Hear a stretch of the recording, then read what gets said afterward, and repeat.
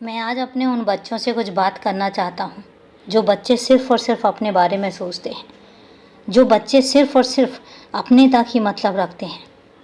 कई बार स्वार्थ में आकर, कई बार सिर्फ अपने बारे में सोचकर मेरे बच्चे और मेरे कुछ ऐसे बच्चे ऐसा कुछ कदम उठा लेते हैं जो बाद में उनके लिए दुखदाई होता है, जो बाद में उनके लिए बहुत कष्टदायक होता है।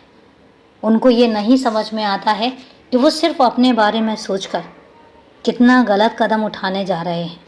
मैं उन बच्चों से कहना चाहता हूँ कि अपनी खुशियों के बारे में, अपने बारे में सोचना गलत नहीं है, सोचना भी चाहिए, लेकिन सिर्फ और सिर्फ अपने बारे में सोचना ये कहीं ना कहीं हानिकारक भी साबित होता है।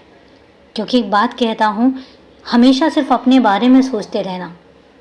मेरे वो बच्चे अकेले नहीं हैं, उन बच्चों के साथ उनका परिवार है, उन बच्चों के साथ उनके अपने हैं, और कहीं ना कहीं एक परिवार की खुशियाँ, एक घर की खुशियाँ और एक घर का खुशनुमा माहौल उन बच्चों को सुखी भी करता है और खुशनुमा भी बनाता है। घर का माहौल खुशनुमा रहेगा तो घर में बरकत भी आती है।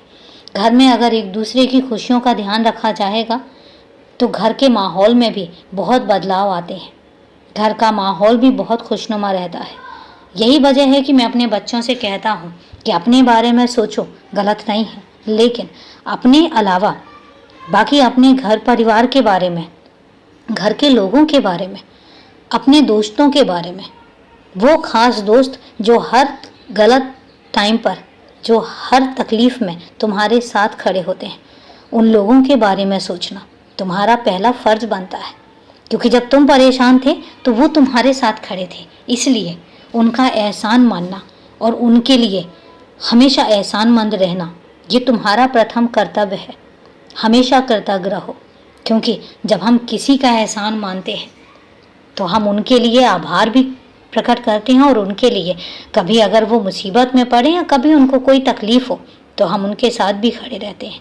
मैं उन बच्चों को ये समझाना चाहता हूँ कि जब कोई तुम्हारे बुरे वक्त में, तुम्हारे बुरे समय में तुम्हारे साथ खड़ा था तो इसके बाद जिम्मेदारी तुम्हारी है, तुम्हें भी खड़ा होना होगा।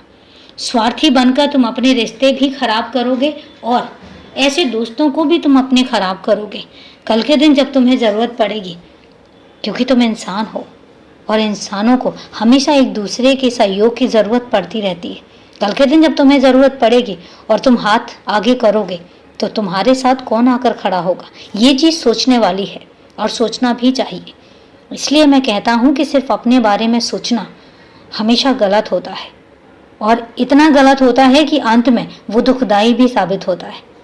इसलिए मैं उन बच्चों से कहना चाहता हूँ कि अपने अलावा अपनों का ध्यान रखना प्रथम कर्तव्य भी बनता है।